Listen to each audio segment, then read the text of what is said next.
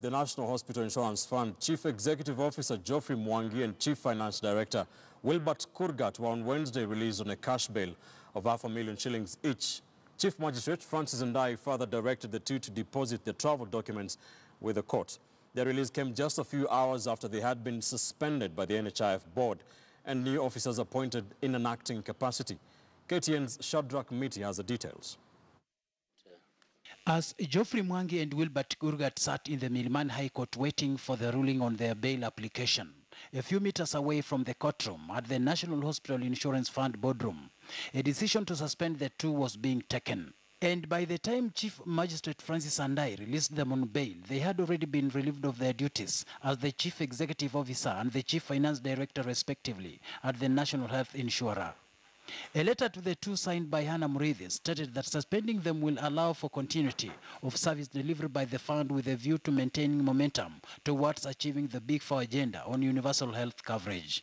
Mr. Mwangi was replaced by Nicodemus Odongo, who has been serving as the director in charge of strategy, planning and marketing, while Bernard Njenga, who has been the manager in charge of management and accounting, was deployed to take over Kurgat's office.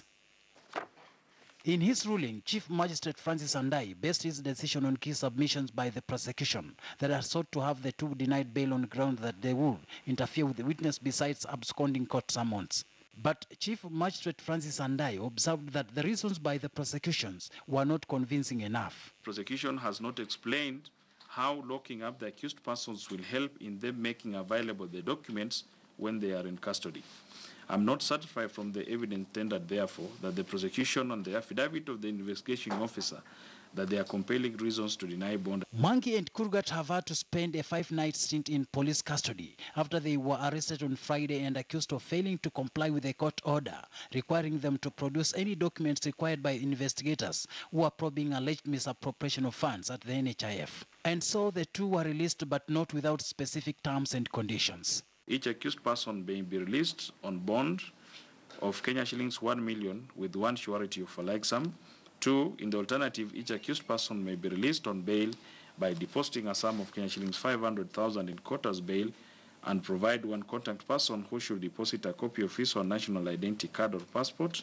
On Tuesday, the Director of Public Prosecutions, Nurdin Haji, said contributors to the National Health Insurer may have lost up to 2 billion shillings through online payment system Jambo Pay. I must admit that I find the circumstances presenting in this case at this stage quite challenging to the prosecution, because in prosecuting its objection to the release of the accused persons on bond, it inevitably has to go beyond the charges. It has to go into the realm of the evidence that is meant to be tendered at the trial.